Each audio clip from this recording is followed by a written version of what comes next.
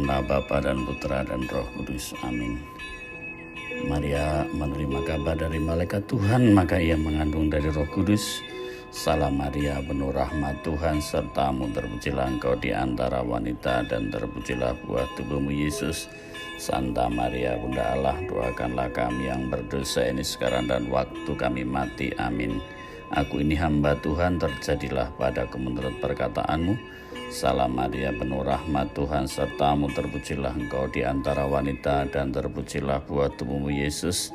Santa Maria Bunda Allah, doakanlah kami yang berdosa ini sekarang dan waktu kami mati. Amin.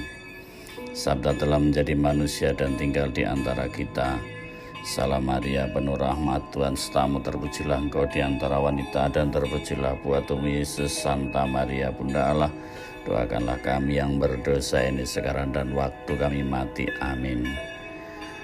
Doakanlah kami ya Santa Bunda Allah, supaya kami dapat menikmati janji Kristus. Marilah berdoa ya Tuhan, karena kabar malaikat kami mengetahui bahwa Yesus Kristus Putramu telah menjadi manusia. Curahkanlah rahmat-Mu ke dalam hati kami, supaya karena sengsara dan salibnya kami dibawa kepada kebangkitan yang mulia oleh Kristus Tuhan kami. Amin. Basilika Santo Petrus Veni et Sacrifici. Basilika Santo Petrus menjadi bangunan megah nan kaya makna.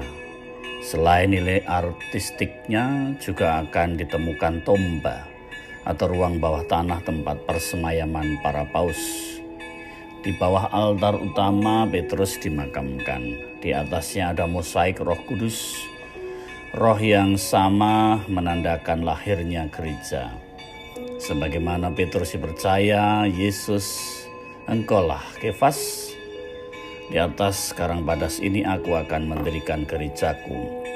Ada dalam Matius 16 ayat 18. Di atas bangunan kubah bisa melihat bangunan karya Michelangelo dan memandang kota Roma, baik itu kota tua maupun kota modern, yang menyimpan ribuan kisah perkembangan iman sejak Paulus dikirim ke Roma untuk dipenjarakan.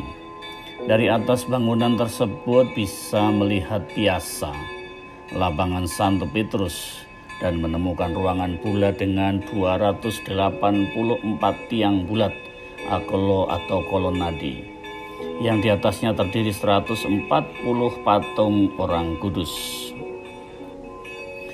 Lapangan dengan patung dan tiang-tiang ini karya arsitek Berini 1656-1666. Rancangan dari atas menggambarkan tangan yang terbuka menerima kedatangan semua orang.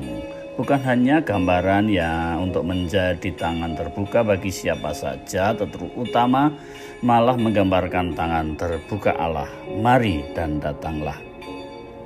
Keramahan alami juga terjadi saat para murid mengalami kelelahan setelah bekerja semalaman tidak menangkap ikan. Petrus dan murid-muridnya pergi menjala ikan, Yohanes 21 ayat 2-3. Yesus hadir dan memberi penghiburan. Sejumlah besar ikan didapatkan, jumlahnya 153 ekor. Ketika mendarat, mereka sudah melihat Yesus membuat api arang dan sarapan sudah tersedia. Yesus mengajak para murid, marilah dan sarapanlah, Yohanes 21 ayat 12. Datang dan mempersembahkan diri, Veni et Sacrifici. Persembahan hati kita yang terluka dan penuh beban dan bakal mendapat kelegaan. Datang kepada Yesus yang persembahkan diri, mensakrificikan, mengorbankan diri dalam perjamuannya dengan salibnya. Semoga kita datang untuk menyerahkan diri kita, dipeluk oleh kasih Bapa. Bersiarah ke Basilika Santo Petrus menjadikan kita menyerahkan diri, mensakrificikan kepada kasih Yesus yang besar. Teristimewa dalam kenangan akan perjamuan kudusnya. Sama dengan para paus yang memeluk bumi dan merentangkan tangannya ikut menantikan kita kelak bersama mereka di surga. Marilah berdoa. Yesus, peluklah aku bila aku berani datang menyerahkan diri sepenuhnya kepadamu.